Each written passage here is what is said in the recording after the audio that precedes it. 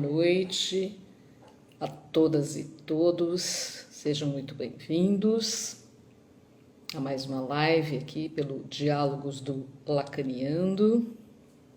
Vamos aguardar o nosso convidado de hoje, que é o Luiz Aquiles Furtado, organizador aqui deste livro, que é uma pérola. Nossa conversa vai passar por ele também. O Luiz já está aqui. Olá, Luiz. Boa noite. Boa noite, Deixa eu tudo ver se eu bem? consigo organizar aqui. Pronto, acho que dá certo agora. Tá bem, né? Tudo bem. Boa noite, gente. Vocês escutam bem? Quem poderia sinalizar aí para mim? Vocês estão ouvindo bem? Eu estou ouvindo bem. Ouvindo bem? Então vamos lá. Tudo bem com você? É um prazer te receber. Bem-vindo. Fazia bastante tempo que a gente estava programando essa conversa e agora Ah, sai. agradeço o convite, viu? Com muita Agradeço aí. satisfação, Foi Patrícia. muito bom porque a gente Parabéns pelo trabalho que vem realizando. essa preciosidade em mãos, certo? Bom, o pessoal está entrando aí, e aí eu vou, enquanto as pessoas estão entrando, eu vou Tá. te apresentar. Bom, então, hoje eu converso com o psicanalista Luiz Aquiles Furtado, que é membro da Escola de Psicanálise dos Fóruns do Campo Lacaniano, pós-doutor em psicanálise pela UERJ e organizador do livro O Sujeito na Entrada da Estação, Estudo sobre o caso DIC, a clínica psicanalítica e o autismo, editado pela editora Larvatus Prodel. Luiz é meu colega de instituição e é um Sim. prazer aí essa troca com você, poder conversar sobre o seu trabalho aí. Ah, o Bom, prazer é todo meu. o nosso tema hoje é o autismo, o sujeito e a psicanálise. E eu vou te fazer algumas perguntas e aí a gente vai batendo um papo aqui, tá bom? Beleza, Patrícia. Então vamos lá. Luiz, quais as questões fundamentais que podemos apreender a partir da relação sujeito-autista e o campo da psicanálise? Partindo do ponto de que a psicanálise considera fundamental a aposta no sujeito e a possibilidade da construção de uma autoria, opondo-se muitas vezes ao discurso fatalista neurogenético. Queria que você falasse um pouquinho desse campo, sujeito autista e o campo da psicanálise.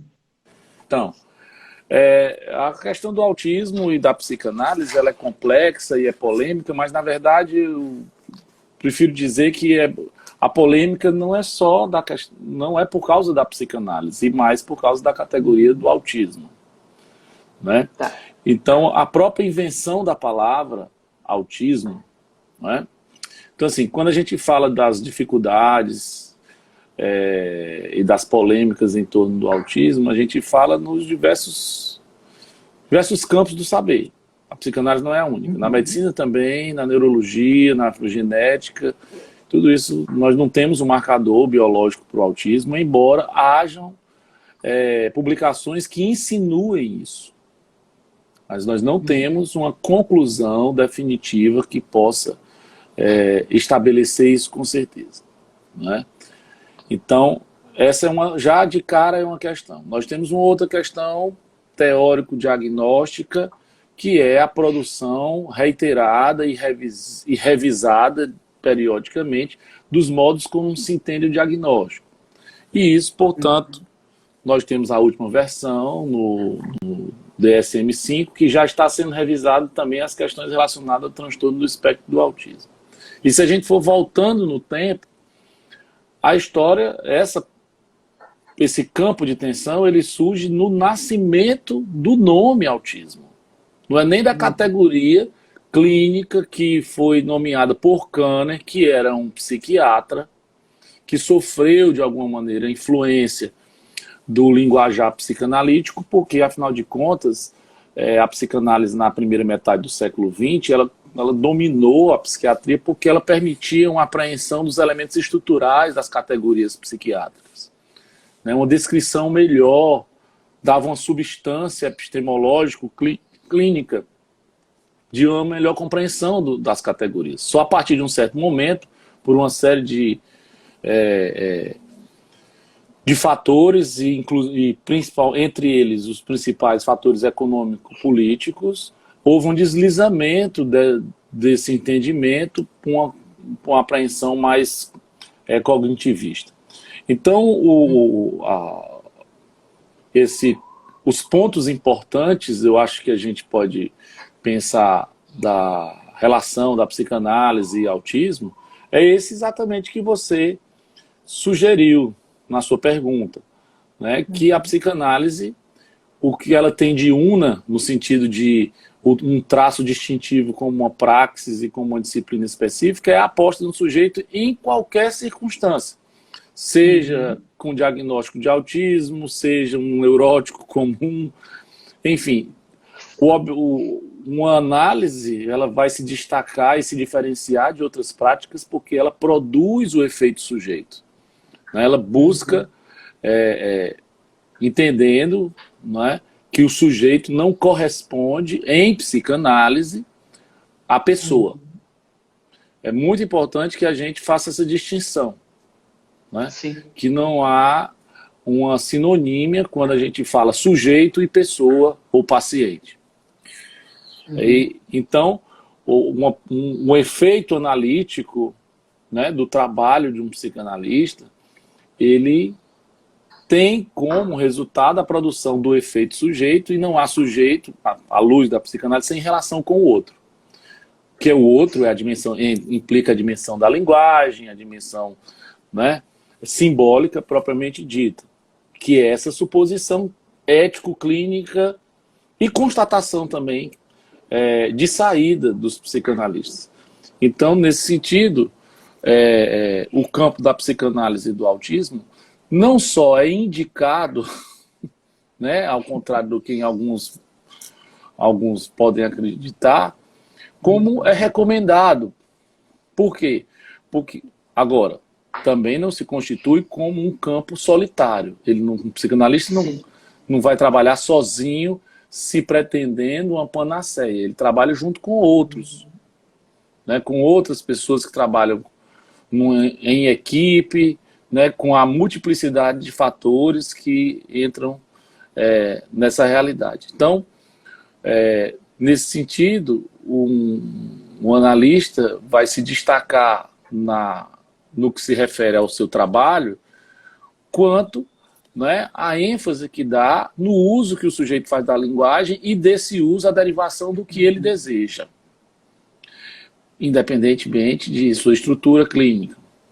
Então, nesse sentido, é um ponto extremamente importante que a gente compreenda. Eu acho que esse é um ponto fundamental de distinção do trabalho do analista com o autista, que na verdade, ele se distingue dos outros campos por isso.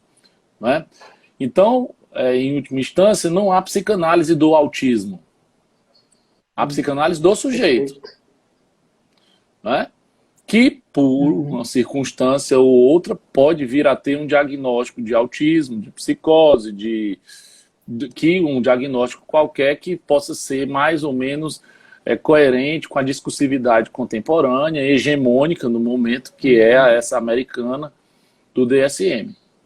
Mas um ponto central também, como eu estava dizendo, é que o autismo é uma polêmica desde a invenção da sua palavra, que ela é um neologismo em cima de outro neologismo. E aí nós temos uma longa discussão, né? Que Luiz, quais os seus... remete a Freud. Oi, continua. Sim. Não, que remete a Freud. Freud se posicionou, né, na época não existia a categoria clínica de uma psicopatologia infantil, mas o Freud se posicionou literalmente, ele disse que o termo autismo era um termo mal escolhido, infeliz, porque retirava a dimensão humana, que é a dimensão do amor, de Eros. Nós podemos encontrar pelo menos 3 pontos na obra do Freud em que ele insiste nesse aspecto, discordando da categoria do nome autismo, que ele preferia narcisista, por exemplo. E, Luiz, quais os sinais precoces do autismo? Por exemplo, a ausência do olhar, né, a falta de atenção conjunta. Nós temos aí uma série a criança de pode indicar com o dedo um objeto que não está olhando. Como é que a numa gente perspectiva apreende isso na fenomenológica, clínica? né? Numa perspectiva fenomenológica, ou seja, na apreensão dos comportamentos que nós observamos, certo? Nós podemos perceber que esses sinais muitas vezes se apresentam de forma muito precoce, né? Existem hoje muitos testes, tem se estudado cada vez mais. Confesso que não me dedico tanto a esses estudos, desses protocolos de diagnóstico precoce, né? Mas existe muita gente séria que trabalha com isso, né? Que vão apontar, não é, dificuldades na relação com o olhar, já que a criança muito pequena não fala ainda, mas não fala usando o código linguístico que mais cedo ou mais tarde nós adotamos, né? Mas a criança fala através de seu corpo, vamos pensar assim, né? Então a dimensão do olhar como algo que presentifica um pedido, uma busca, né? O uso da voz, dos balbucios como um chamado, né? A apreensão da atenção pelo som da voz de outras pessoas, né? Então comportamentos que têm uma tonalidade de um chamado, né? Então seja uma forma de olhar, um comportamento que você vê que a criança está dirigindo esse comportamento a um outro, você aí vai encontrar dificuldades de localizar em algumas crianças que alguns atribuem como sinais precoces, né? Na psiquiatria também se fala que algumas crianças autistas são absolutamente, em alguns casos, são absolutamente confortáveis, não dão trabalho, elas aceitam muito passivamente, e outras rejeitam muito ativamente, né?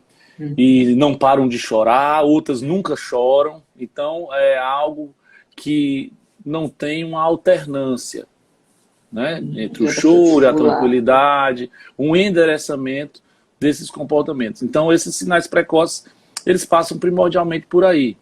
Mas veja que essa condição, né, precoce, seja ela qual for, ela é ainda vaga, extremamente vaga e impalpável. E fica extremamente dependente da qualidade da relação que essa criança tem com quem olha para ela. Não só com quem olha para ela, com as palavras que são dadas a essa indiferença ou essa falta de demanda, né? Em que torna a dimensão do diagnóstico extremamente difícil na primeira infância. Isso é um problema clínico epistemológico que tem, por consequência, pode ter, né? Então, assim, um diagnóstico precoce é uma coisa bem interessante, porque o prognóstico é bom, porque a gente pode tentar fazer uma intervenção com a criança, entenda-se, com qualquer criança, intervenção também é com a família, né, com a escola, com as instituições. Então, não dá para se tratar uma criança sem tratar toda uma comunidade, né? Então, nesse sentido, o diagnóstico precoce é bem interessante, mas não no sentido de fechar uma categoria. Acontece que nós estamos num tempo em que há um empuxo a se objetificar, cientificizar categorias como se elas fossem sinônimos de uma verdade. E aí essas categorias passam a significar o próprio ser do sujeito, né? A própria pessoa passa a corresponder àquele diagnóstico, e aí o diagnóstico começa a ter, ou então uma hipótese diagnóstica passa a ter um caráter de designação da própria existência do sujeito, produzindo assim um efeito que a gente poderia chamar de iatrogênico. Se ali poderia não existir um autismo, passou a existir. Né? E não é só a psicanálise que coloca isso, né? Tem autores que, né, tem algumas pesquisas que falam justamente sobre essa coisa do diagnóstico produzir o diagnóstico. Então, vou te fazer uma pergunta que eu vi rolando aqui, que é interessante. Falamos de autismo ou autismos com esse? O espectro é muito mais amplo, não é? Uma Olha, eu não pergunta de tenho uma alguém que está aqui na opinião live. definitiva sobre essa questão, não, mas eu confesso que eu tendo a resistir a esse plural, Tá. certo? Uhum. Porque esse plural, ele é consonante à categorização psiquiátrica do espectro. Eu entendo que cada sujeito que se diz, que se nomeia, né, que recebe o nome de autista, que se identifica com essa palavra, cada pessoa é uma pessoa diferente, vai apresentar uma forma de autismo diferente. A gente sabe Uhum. disso, né? Não tem, né, dúvidas em relação a isso.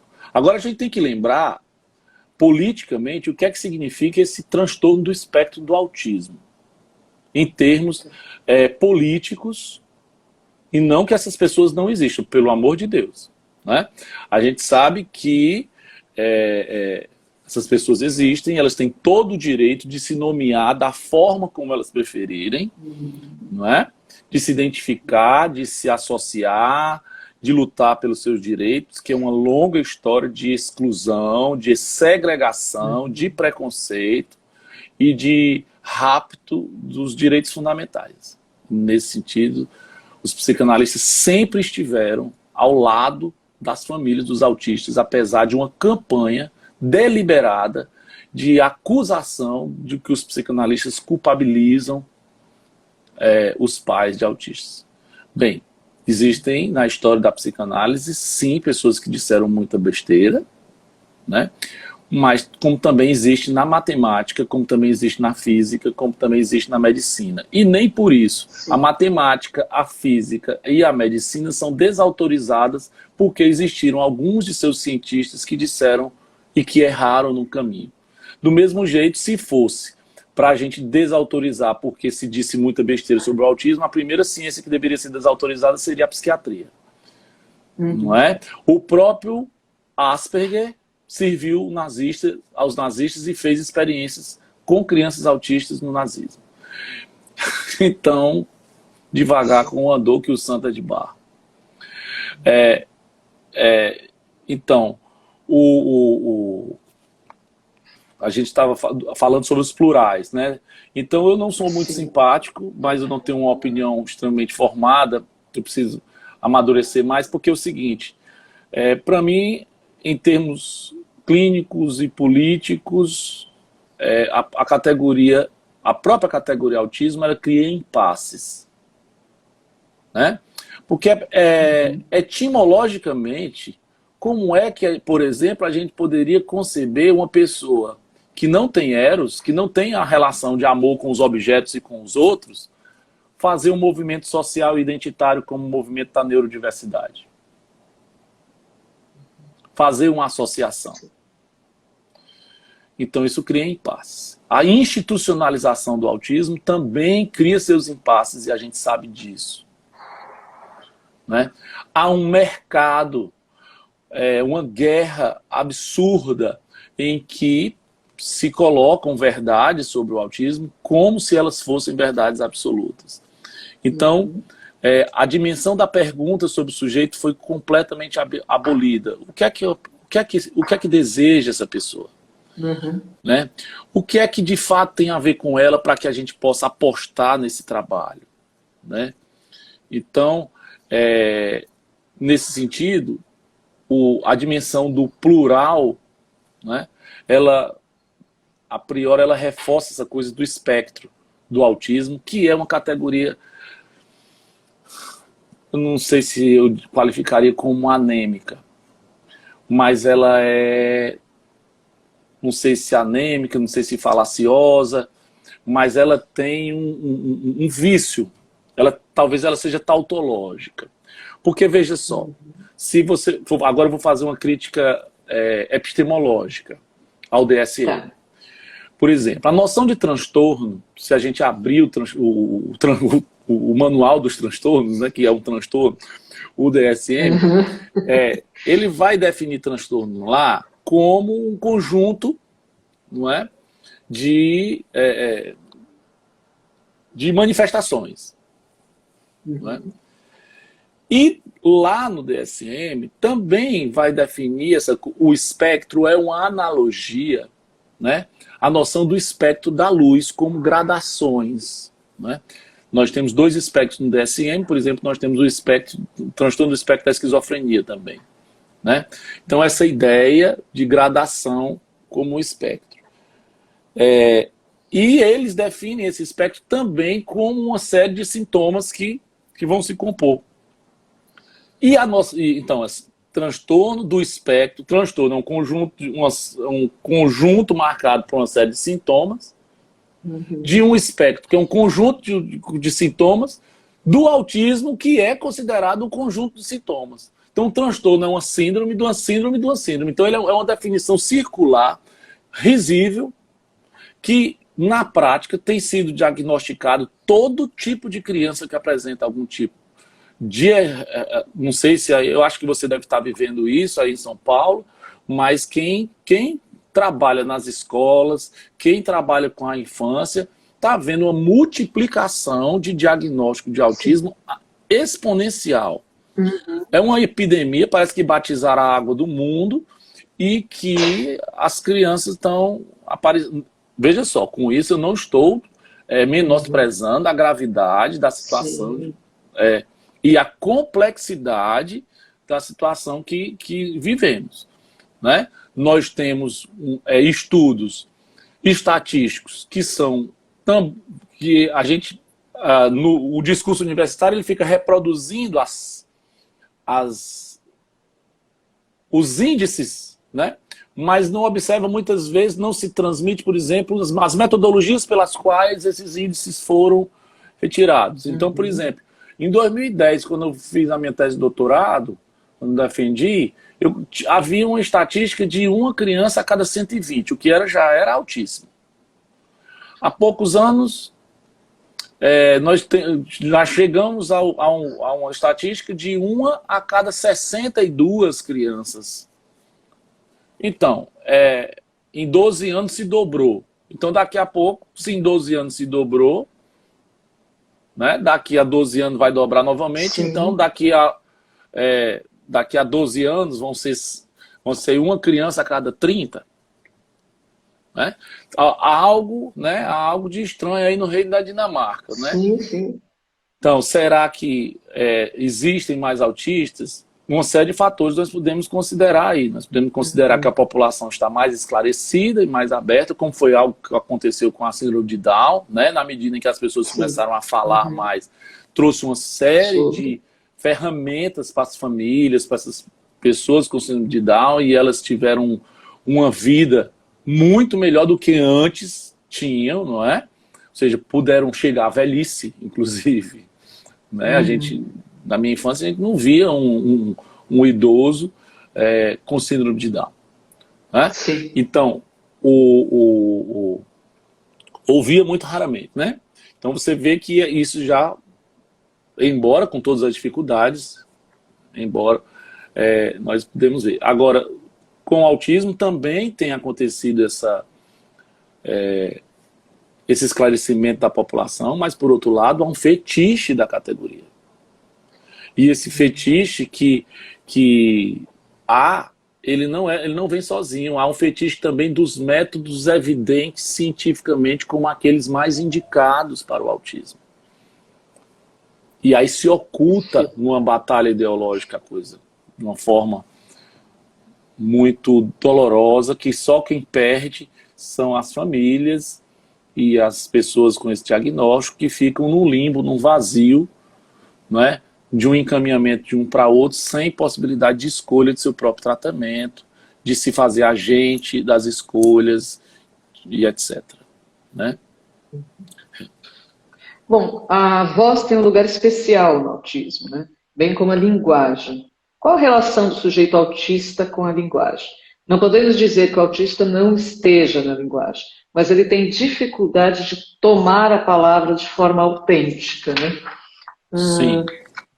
E há duas entradas, né? Uma pelo significante, outra pela via do signo. Gostaria que você falasse um pouquinho sobre isso. Veja só, ainda retomando um pouquinho nessa coisa dos autismos, né? Então, a priori, em relação à psicanálise, conceitualmente, a categoria autismo ela seria um contrassenso. E ela é um contrassenso para a psicanálise, porque se nós concebemos o sujeito, se na nossa espécie, o Homo sapiens sapiens, somos somos linguageiros, seja qual for, o ser humano que for suposto como não tendo linguagem, ele está colocado numa posição monstruosa. Né? Ele está sendo desumanizado. Né? É como se ele não fizesse parte da nossa espécie. Isso é um ponto de saída. Então, se nós supomos o sujeito em qualquer condição que ele apresente, a palavra autismo ela é um contrassenso. E mais, a gente pode falar da palavra, usar a expressão. Eu mesmo, ontem eu estava falando com o pessoal de Salvador, justamente eu mesmo, durante muito tempo, briguei, sustentei essa expressão, o sujeito autista. Ela é justa na medida em que ela sustenta que as pessoas que têm um diagnóstico com autismo, elas têm uma relação com a linguagem, sim.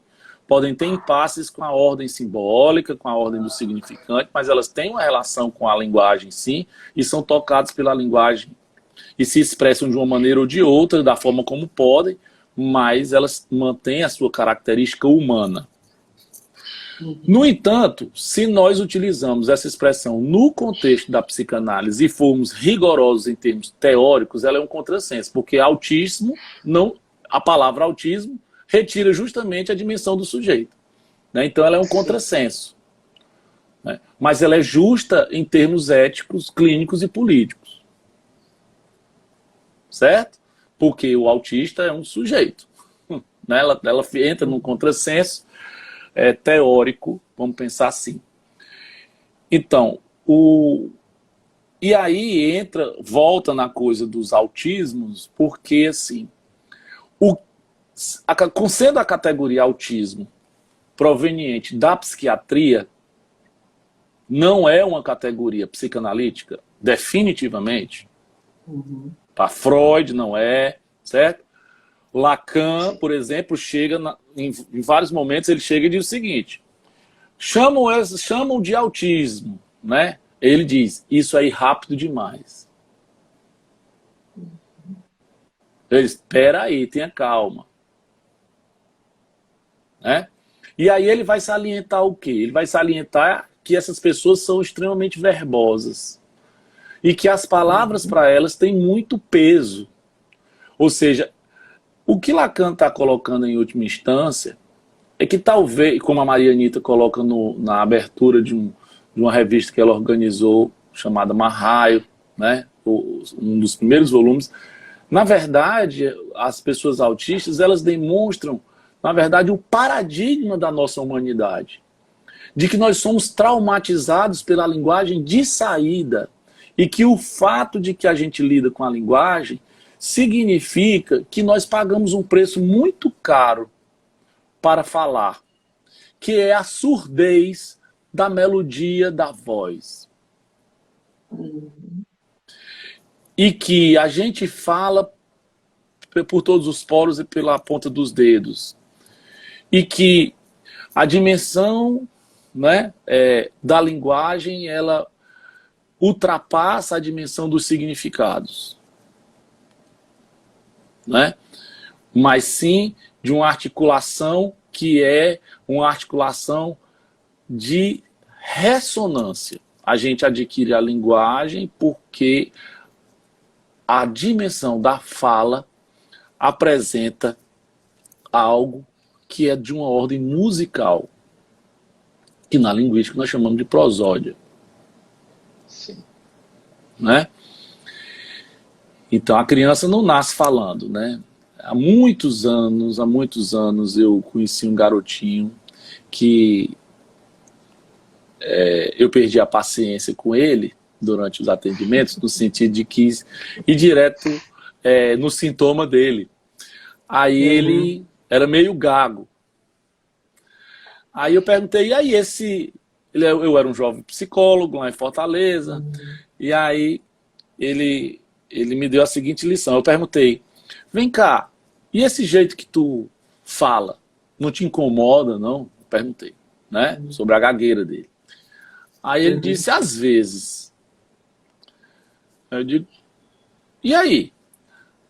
O que é que tu acha? Por que é que tu acha que tu fala desse jeito? Ele disse assim, olha, eu tenho uma tia que fala assim também. Mas ela me disse que a gente nascia assim.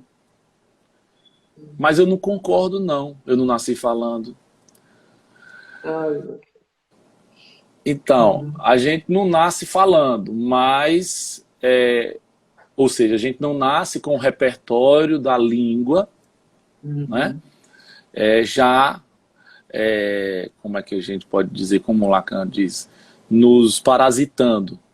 Mas a gente nasce sensível à primeira arte, que é a música. Então, a música da fala, ela produz uma ressonância, que é um efeito de satisfação. Ou, né, um afeto, seja ele qual for, pode ser um afeto de horror também, né? A minha filha, quando era pequena, botava no rádio do carro e dizia assim, pai, bota aquela música que dá medo. Aí, depois de procurar muito, era uma música de heavy metal que ela sentia que dava uma pressão, né? Então, ou seja, havia em La Língua, para ser bem lacaniano, né, um efeito de afeto. Esse efeito de afeto, que é essa ressonância que a dimensão da linguagem produz no corpo. E esse efeito normalmente produz uma espécie de mistério sobre o qual nós vamos depositar as nossas questões existenciais. O grande dificuldade dos autistas, ou de muitos autistas, é de ali colocar algo da ordem propriamente simbólica, que é o que nós chamamos da ordem do significante.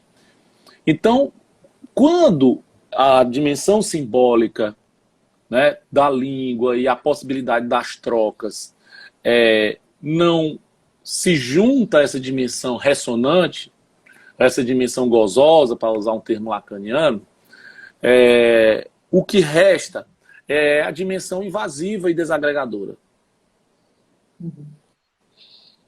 Então a voz, ela não se perde, ela fica tão presente que ela causa horror, é como se a gente ouvisse a voz de Deus. E aí a dimensão da fala, ela não adquire, né, para muitos, o caráter organizador do mundo. E aí tudo fica um barulho, os outros estímulos ficam tendo maior proeminência do que a dimensão da linguagem comum, digamos assim, poderia ter como efeito. E aí nós temos as diversas possibilidades. Então a gente vê, por exemplo, que quanto na experiência está recheada de testemunhos, e quanto mais as dimensões expressivas de uma pessoa que recebe o diagnóstico de autismo vão se enriquecendo, não é? Parece que mais o mundo dela vai se organizando ou vai se tornando mais suportável. Não é? E isso é muito importante, que a gente auxilie a família e as crianças, os adultos que sofrem com isso, que possam organizar seu mundo dentro daquilo que eles suportam, porque é muito difícil. Não é? É muito doloroso. Então é nesse sentido que essa dimensão da voz, a dimensão da relação com a linguagem vai passar por essa dimensão gozosa, né, melodiosa, no sentido de que eles suportam. E aí eles vão justamente modular a sua voz quando conseguem falar, para que eles possam se engajar na lógica do significante, né, na lógica da forma como podem, com as dificuldades que têm, né, que são muito singulares. Agora, essa categoria do autismo, como eu estava dizendo, que ela é da psiquiatria, na prática, a gente sabe que sob esse diagnóstico vão ter pessoas com posições subjetivas das mais diversas.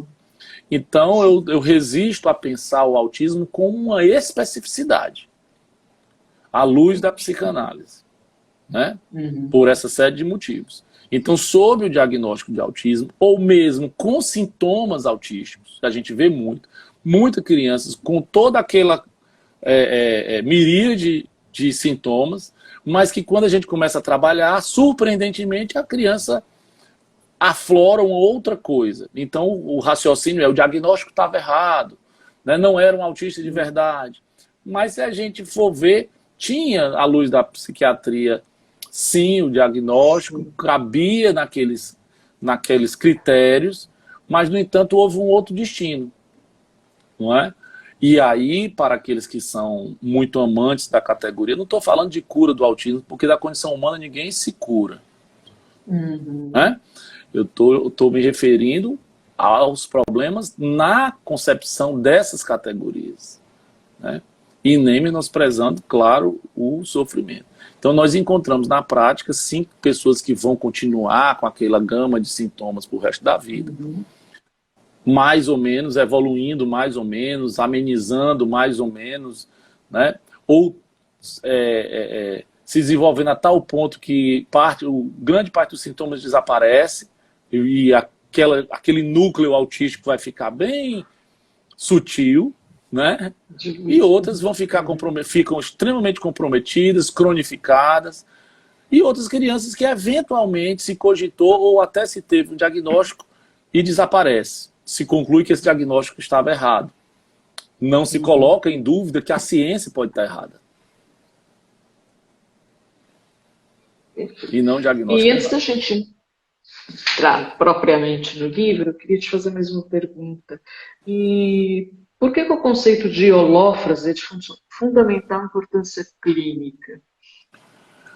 Por isso que eu estava dizendo. Então, o que acontece? Diante das dificuldades psicanalíticas, em termos de teoria, né, da clínica, nós temos esse impasse de repente, estar usando uma categoria que não é psicanalítica e que cria impasses clínicos e éticos, porque tratar uma pessoa com esse diagnóstico, né, supondo, por exemplo, um modo específico de funcionamento, né, contribuindo com uma série de questões aí que possam vir a reboque, isso gera um impasse, a meu ver, um impasse teórico, certo? Tá. Pelo menos um impasse teórico. A gente tem um tempo limitado, porque o assunto é muito complexo, né? Mas pelo menos um impasse teórico. Então, a gente encontra em Lacan uma referência que é essa dimensão da holófrase. Que é o quê? A holófrase é uma forma de comunicação, né? O Lacan fala da holófrase em 3 tempos do seu ensino. No seminário 1, no início, no seminário 11, né? E também ele fala no final, né? Então, a holófrase ela é essa forma de comunicação na qual ela fica reduzida a pequenos termos. Uma frase inteira, todo um diálogo fica reduzido a um termo só, né? Então, ele dá um exemplo muito claro, um exemplo que ele pega da antropologia, numa tribo, no seminário 1. Então, e ele vai dizer que é uma passagem muito citada, ele vai no seminário sobre os 4 conceitos fundamentais, e que aparece uma forma de congelamento, de petrificação simbólica, na qual a forma do uso da linguagem, né, a relação que o sujeito tem com a linguagem, fica holofraseada, ou seja, o que faz desaparecer a função do sujeito. Então, quando isso acontece, ele diz, acontece numa série de casos. Ele cita a psicossomática, a debilidade, isso não é à toa, e a psicose. Sendo que ele diz, quando aparece a holófrase, e isso na literatura psicanalítica ficou uma certa confusão, porque ele diz, é algo da ordem da psicose. Ele não diz que necessariamente é a psicose. O que é que ele está querendo dizer? É esse efeito, né, digamos assim, de desaparição do sujeito, uma espécie de foraclusão, para usar um termo psicanalítico, no qual o sujeito sucumbe. Isso vai aparecer num fenômeno psicossomático, nos casos de debilidade e também na psicose. E aí, esse termo, né, muito utilizado na literatura e na clínica do autismo, e para mim ele é um termo útil, porque a holófrose, como uma manifestação de uma posição na relação com a linguagem, ela pode se referir a posições subjetivas de algumas crianças que estão sob efeito dessa holófrose e não necessariamente são, por exemplo, numa estrutura autística, né, como alguns pretendem supor. Mas elas estão... E aí, quando algo da ordem do significante se descongela, você vê a função do sujeito aparecer, e aí uma série de coisas começam a acontecer no caso. Quem me alertou um pouco sobre isso, né, assim, além de Lacan, né, que começou a usar esse termo dessa forma, é um autor aqui da Argentina, que você deve conhecer, foi para São Paulo, que é o Pablo Pelsner, né? Quando ele usa no livro dele, eu achei, isso aqui é interessante, né? Porque a gente pode se referir a essas crianças que, de alguma maneira, acabam apresentando mais cedo ou mais tarde comportamentos e chegam até receber o diagnóstico de autismo, mas elas estão sob efeito da holófrose. A posição discursiva sob um efeito de holófrose e que, na prática, né? Eu dou um exemplo, então nós temos um garotinho que está sendo acompanhado por uma supervisionanda minha na universidade, e o menino tinha acabado de receber o diagnóstico, né, de autismo, de um neuropediatra, e aí ela começou a acompanhá-lo na escola e ir para a sala de aula com ele e tal. Na segunda semana ele pega uma máquina fotográfica do celular e diz, não vai embora não, tira aqui uma foto comigo. Assim, que mágica foi essa? Né? Que mágica foi essa? Não houve mágica aí. Então, tem alguma coisa estranha, ou no diagnóstico, no erro diagnóstico, né? Ou se de fato, porque ele de fato ele não deixou de apresentar comprometimentos, mas assim, de uma hora para outra ele deu um salto que... Né? Então, alguma coisa se descongelou. Né? Se despetrificou, que é a relação com o significante. Né? Então, nesse sentido que a holófrose, essa noção de holófrose passou a ser interessante até agora, né? No nosso trabalho. Não é uma proposição diagnóstica, é uma forma da gente nos expressar uma certa condição. Porque o diagnóstico em psicanálise, ele vai a partir do quê? De quando a função do sujeito se apresenta, nós vamos começar a pensar qual é a relação que o sujeito tem com o outro, a relação que o sujeito tem com a falta, a relação que o sujeito tem com o gozo, e aí toda a dimensão diagnóstica em psicanálise pode ser extraída. Quando nós temos uma pessoa sob essa condição, a função do sujeito se apaga, e aí a gente fica meio... no campo da especulação, digamos assim. Né? Perfeito. Vamos falar agora dessa joia aqui? Sim. O sujeito na entrada da estação, estudos sobre o caso Dick, a clínica psicanalítica e o autismo, que foi um livro organizado aí pelo Luiz. Então, eu queria que você contasse um pouquinho da história do livro, o que vocês priorizaram esse material. Esse livro ele é o terceiro de uma longa história de trabalho, né? Longa não, né? Que eu ainda tenho muito tempo pela frente, mas assim, é o terceiro livro sobre autismo que eu ou organizo ou publico. Ele é organizado por mim, mas todos os artigos eu apareço como coautor. Os meus coautores, ou um artigo completamente meu, a introdução, etc. Mas os outros artigos são em parceria com os meus alunos, ex-alunos hoje, né? Um ou outro ainda é aluno, que foram ou são bolsistas de pesquisa no contexto da Universidade Federal do Ceará, e esse livro foi financiado por uma pesquisa de produtividade, né, da FUNCAP, Fundação Cearense de Apoio ao Desenvolvimento Científico e Tecnológico, e nós descobrimos os manuscritos da Melanie Klein sobre o caso Dick quando ele tinha 16 anos. Então, é o primeiro caso clínico de autismo na literatura psicanalítica, quiçá do mundo, porque, assim, caso clínico, não é um testemunho de uma experiência com autismo. Porque, por exemplo, o Vitor de Aveyron, nós temos os relatórios. Mas o estudo clínico, né, talvez seja o primeiro artigo na literatura psi do mundo, que é o caso de 1930. De anos, né? Hã? E um acompanhamento de anos da Melanie Klein. E ela acompanhou durante 16 anos. Né? 16 foi 17 anos. E aí nós encontramos um manuscrito de 28 ou são 26, uma coisa assim, sessões, que foi disponibilizado pela Fundação Melanie Klein, e nós traduzimos e trabalhamos em cima desse material de uma forma bastante entusiasmada. Demonstra um prognóstico de um menino que praticamente não falava em 1930, e de repente começa os manuscritos, ele chegando, está na Segunda Guerra, né? Ele chega lá na sessão com Klein, abre o jornal, começa a discutir que Hitler não podia invadir a Líbia, ele está tocando Mozart, se queixa porque se ela não tem uma partitura. Então, assim, em termos de prognóstico de um trabalho psicanalítico com autistas, num tempo em que, por exemplo, na França, chega-se a cogitar a proibição do atendimento de psicanalista, nós temos aí uma mãe de um autista que vê uma história como essa, ou que o meu filho, que com 4 anos não falava nada, pode chegar a ler partitura. Né? Isso é uma coisa muito bonita, não é?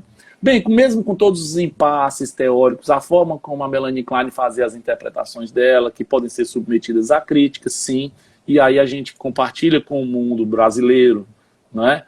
Que a gente teve esse trabalho de traduzir e respeitar os erros. Né? Então a gente tem muito erro, que não é o erro de edição, não, é o erro da própria Melanie Klein, porque era um documento que ela mexia com caneta, com lápis. Então a gente fez questão de tentar reproduzir os mesmos erros, porque são formações do inconsciente também. Então a gente se deparou com esse material e produziu esse livro, onde a gente vê esse prognóstico, a gente faz uma comparação da sintomatologia em 1930 com a 1941, e a gente demonstra que faz um cruzamento como se ele imaginando, uma atividade imaginativa, né?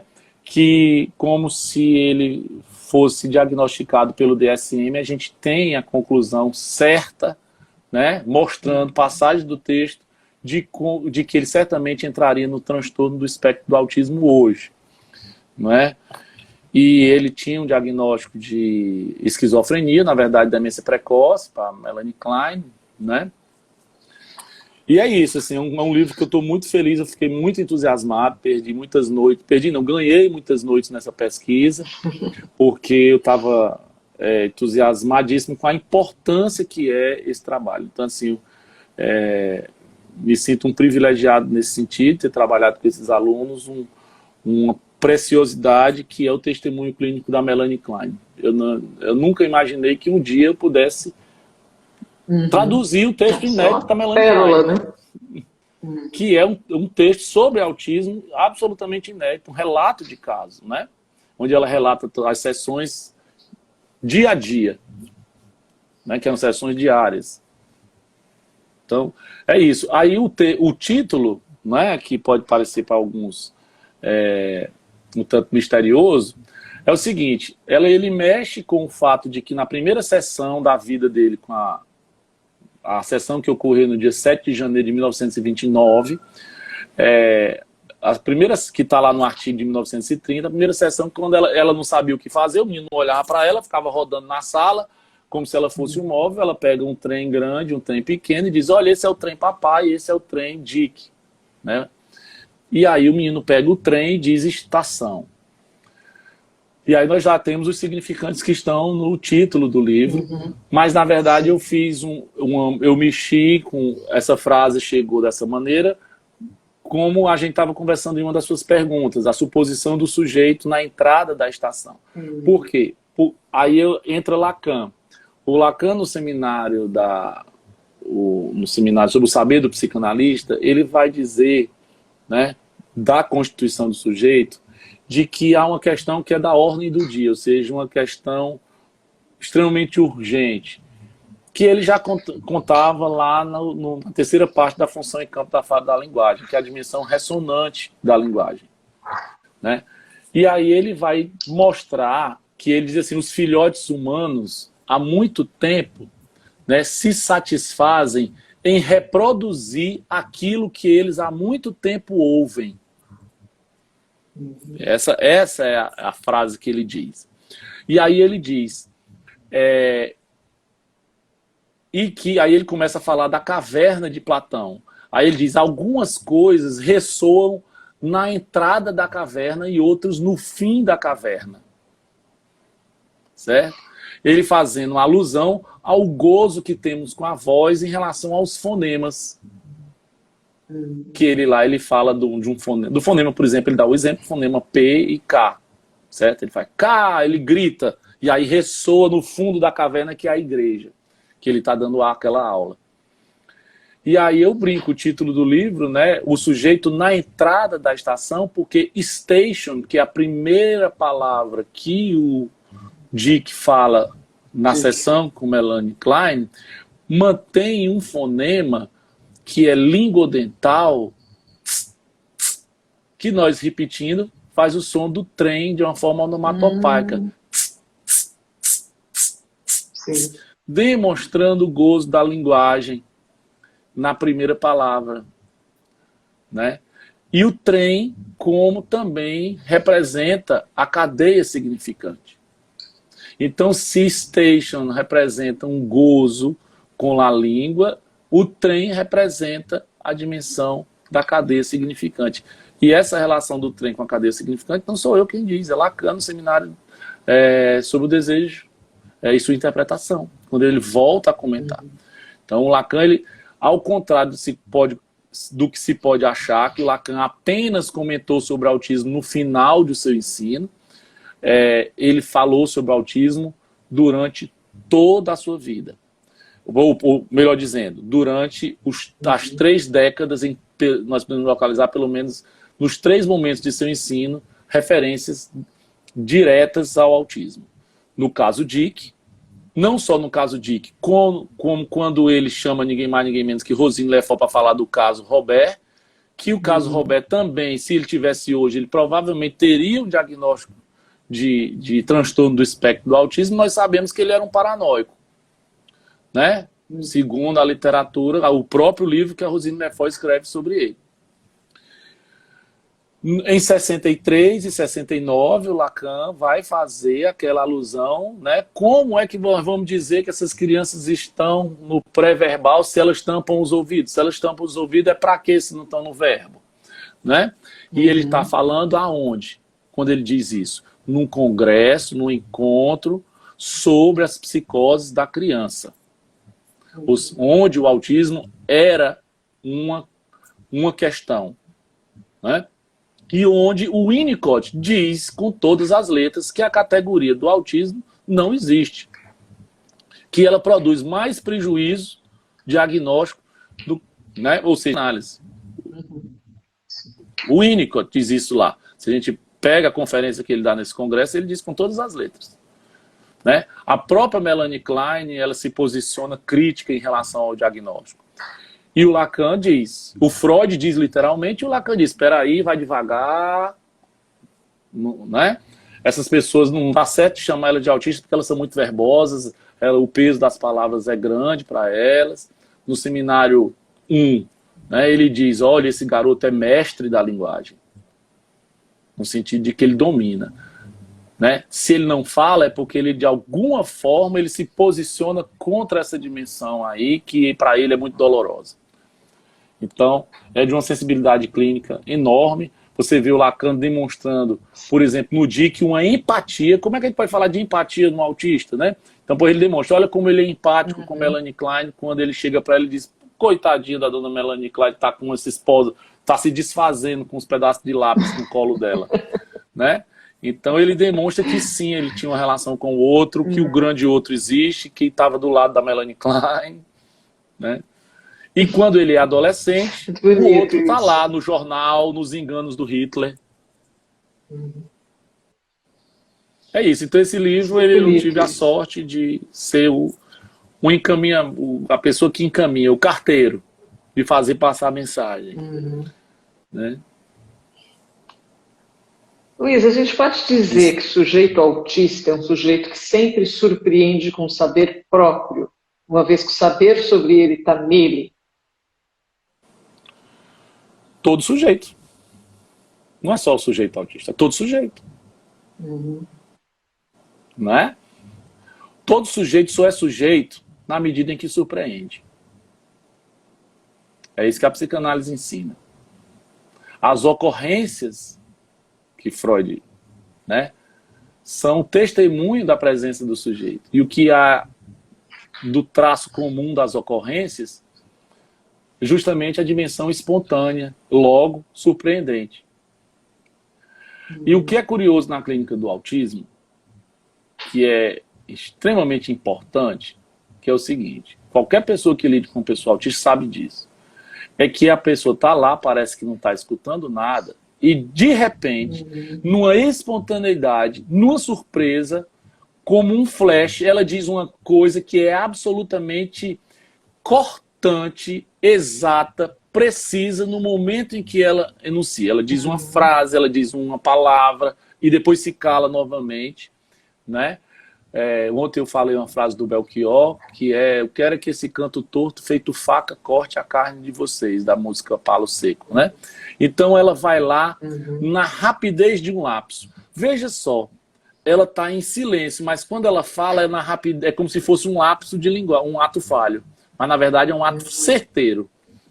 Então a presença, quando é como um flash, como Lacan chama, né, num dos textos dele. Ou seja, o sujeito aparece e desaparece como em qualquer circunstância na psicanálise.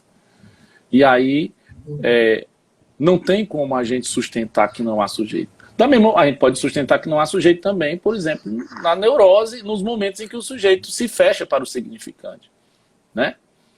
Ou seja, na medida em que ele está preso numa certa posição e que não abre para o inconsciente, a função do sujeito só aparece na forma de seu desaparecimento, que é uma forma. Então, nesse sentido, a função do sujeito em psicanálise com pessoas com diagnóstico de autismo pode também ser sustentada dessa forma. É justamente porque eles desaparecem como sujeitos que é nessa resistência que nós encontramos a posição do sujeito. No negativismo, por exemplo. Sim. Você quer contar para a gente encerrar aqui, o Água de Chocalho? O que é Água de Chocalho? E tem gente perguntando como consegue essa preciosidade. A editora é Larvatus Prodel, é só entrar no site lá, que todo mundo consegue comprar. Aí eu vou escrever o nome da editora aqui, enquanto você vai contando para a gente. Tá, antes de falar do Água de Chocalho, ainda bem que você falou e sobre essa preciosidade. Das diversas preciosidades desse livro, eu tenho uma que onde está a principal, no meu entendimento, é o documento traduzido da Melanie Klein, né? O nosso trabalho é uma tentativa de elaboração em torno de um certo percurso. Mas o documento, o tesouro é o documento da Melanie Klein, né? Mas tem uma outra preciosidade aí que eu fiquei muito feliz, né? Que hoje a maior parte dos coautores são psicólogos, né? Formados, mas além da editoração, o cuidado que a Ana Laura teve, né? A Macau e a editora tiveram com o livro, né? Eu quero salientar a capa dele. A capa desse livro é um desenho feito por dois dos autores. Eu tive a sorte de, entre meus alunos, dos autores, né, ter dois artistas, né, desenhistas com prêmios, poetas, música, uma cantora fabulosa, compositora, que também hoje é psicóloga, que é a Alice e o Robert. O Robert hoje está fazendo mestrado, né, em Fortaleza. Então, eles conceberam esse desenho, se você observar, uma criança de frente para um espelho, aqui, pessoal, beijando a própria boca E do outro lado do espelho, como se estivesse assim refletindo, é o rosto de uma mulher, que é a Melanie Klein, seria a Melanie Klein, e o trem passando aí, né, nesse imaginário, né, nesse mundo imaginário. É uma capa muito sensível que eles compuseram. Poética, né? O Robert, por exemplo, tem, veja só, a Alice, ela é compositora de muito talento, e o Robert já ganhou o prêmio de poesia e de desenho. Então, assim, são pessoas muito talentosas. E fizeram isso, e essa cena desse garoto, que simboliza o Dick, né, de braços abertos, tocando no espelho, foi uma cena que aconteceu no Água de Chocalho. Né? Então, o Água de Chocalho é um projeto que nós desenvolvemos, um projeto de extensão no campo da universidade, né? E que a gente visa atender crianças em grave sofrimento, ou seja, nós não é um projeto que visa crianças autistas, porque nós não reforçamos o fetiche em torno do autismo, né? Mas crianças que por alguma condição estão em situação de grave sofrimento. No campo da pesquisa a gente tem essa curiosidade, a gente desenvolve esse trabalho e a gente não deixa de ter essa clínica, né, no projeto com essas crianças. Então é claro que a gente lida com elas. E aí o projeto Água de Chocalho, ele surge a partir da época, hoje, final do ano passado, essa situação não existe mais, mas até a concepção desse livro, não existia um CAPS infantil aqui em Sobral.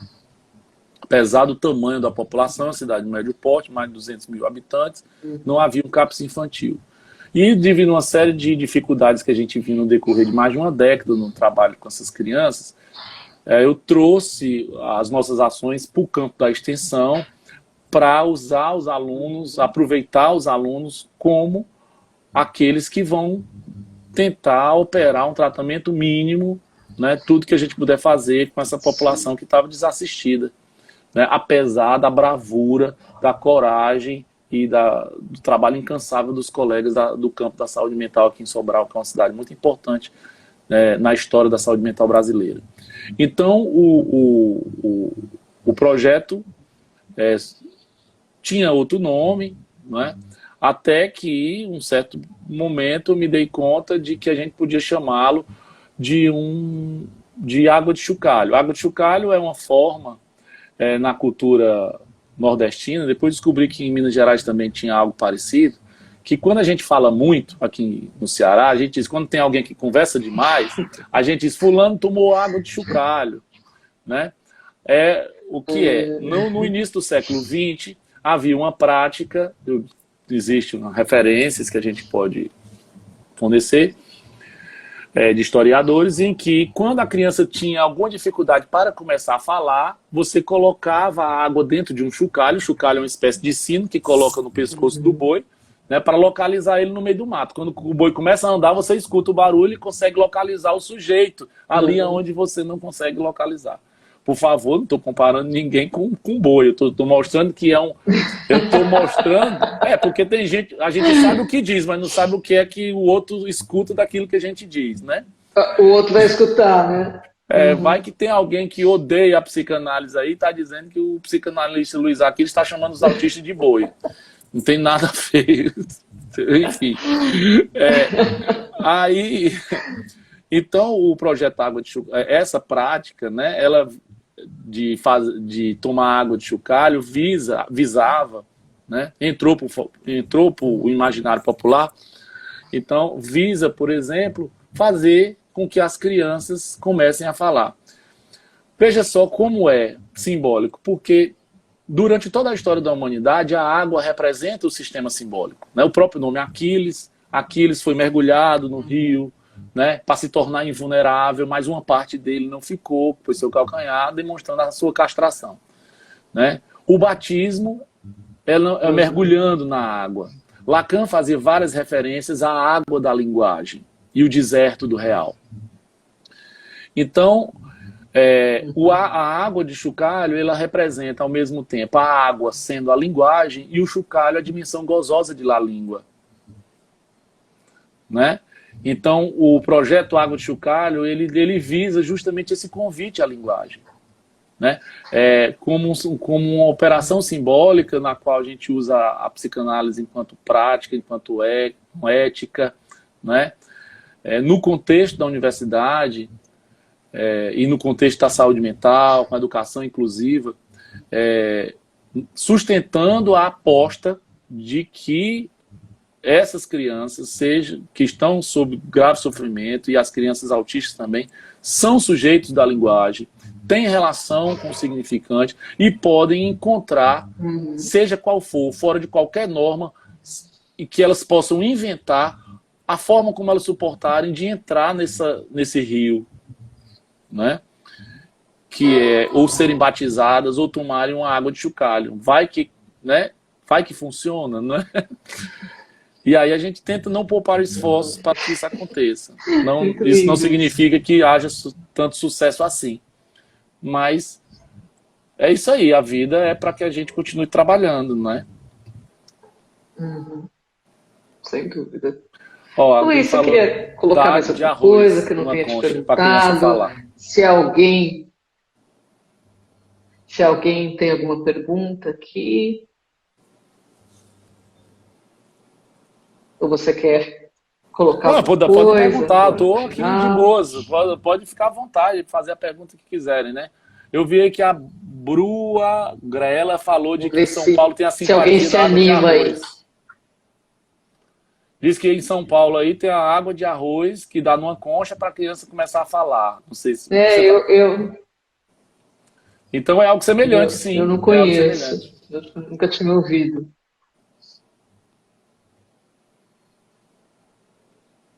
Ninguém se anima, hein? Pois eu agradeço por também estar fazendo a divulgação desse livro. É um livro pessoalmente muito importante. Não. Isso aqui é um material que precisa circular, as pessoas precisam conhecer, porque é de uma riqueza assim, ímpar. Poucas vezes a gente vai ter oportunidade de ter em mãos um material como esse. Sim. Para mim também, assim, em termos da minha formação ou de um certo percurso, ele coroa um certo percurso meu, né, um encerramento de um ciclo, né, que não tá encerrado, né, muita coisa ainda está de se aprender, mas assim, eu consegui escrever depois de muito tempo, pelo menos para mim, apaziguar para mim na minha cabeça, né, o que Lacan teria dito, o que nós podemos encontrar, principalmente no Lacan, porque sobre o autismo. Não é fazer uma teorização lacaniana do autismo, mas sim eu fiz um certo recenseamento e um pouco de uma reflexão, tomando o caso de que como, né, o mote, e não foi uma iniciativa minha, foi uma iniciativa do Lacan, né? Então, fiz esse recenseamento do que ele poderia ter falado concernente à dimensão do autismo. E aí isso apazigou para mim, nesse é o primeiro artigo do livro, o que permite com que a gente tenha uma apreensão dos pontos bem específicos, né, e os desdobramentos que isso pode ter a partir, claro, da minha leitura do que ele comentou, né? Claro que o mundo andou, outras pessoas pensaram, outras pessoas discordam de Lacan também, tenta a própria psicanálise. Não, isso que mantém a psicanálise viva, né? Sim. A gente tem essa possibilidade de conversar, fazer a palavra circular, de debater, de discordar, né? É isso que faz a roda girar. Em termos históricos, agora sendo assim um tanto acadêmico, né? Esse livro ele é feito de um ensino, certo? Então ele se inscreve numa tradição de uma orientação, que é uma orientação de escola, que é a escola dos fóruns do campo lacaniano, uma orientação que passa por nomes muito importantes para mim, pessoalmente, né, que é a Maria Anita Carneiro Ribeiro, a Sônia Alberti. Parte desse trabalho foi feito do meu pós-doutorado na UERJ, né, e pelo Luciano Elia, né, que é um amigo querido. Então, essa tradição, digamos assim, essa linhagem que eu estou trazendo nessa leitura, né, tem a ver com duas publicações que eu acho muito importantes no nosso campo, né? Que é um livro organizado pela Sônia Alberti chamado Autismo e Esquizofrenia na Clínica da Esquise. É um livro muito importante no meu entendimento, embora ele já tenha 20 anos, mais de 20 anos. E o primeiro volume, um volume lá do início da revista Marraio, que é a revista de psicanálise com crianças, organizado pela Maria Anita Carneiro Ribeiro, que tem o título Autismo, o Último Véu. É uma revista curta, mas que tem textos preciosíssimos, textos psicanalíticos preciosíssimos. Então, a orientação que passa por esse meu texto, né, tem esses dois livros, pelo menos, como referência, né? Claro que eu falo de outros, né? Temos uma pergunta aqui. A análise com o autista tem término? É uma pergunta complexa, mas eu vou dizer uma coisa assim. Será que ela tem começo? A primeira pergunta para todo psicanalista é: será possível uma psicanálise, né, com autistas? Mas veja só, o que é que a gente tem que ter cuidado, não é? Não há psicanálise do autismo se ela se entender a psicanálise como uma prática análoga à prática com o neurótico, né?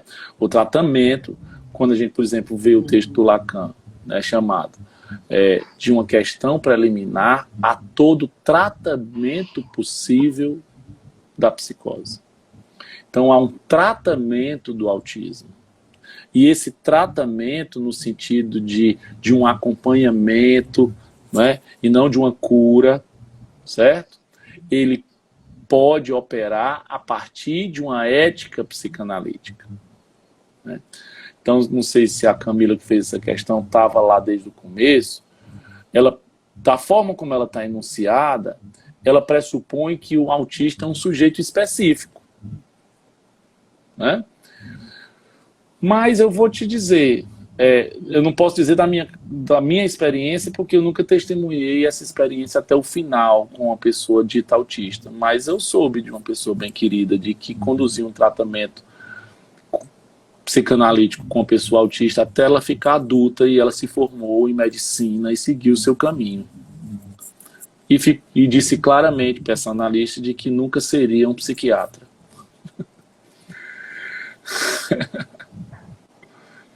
Tá?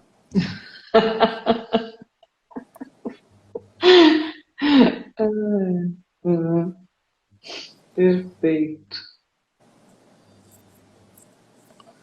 Luiz, acho que é isso, então. Queria te agradecer muitíssimo. Sabe? Prazerzão estar aqui. Papo muito esclarecedor, eu acho que para todos que estiveram aqui. Tá? E assim, que você siga aí nos presenteando com essas riquezas. E eu recomendo muito para todos e todas que estiverem aí nos acompanhando. Agradeço, Patrícia, boa toda noite, a atenção, delicadeza, bem-vindo sempre. E a todo mundo. Tá bom? Abraço, então. Imagina, está sempre muito bem-vindo. Boa noite, gente. Boa noite. Abração, tchau, tchau. Vou deixar a live salva aqui, gente.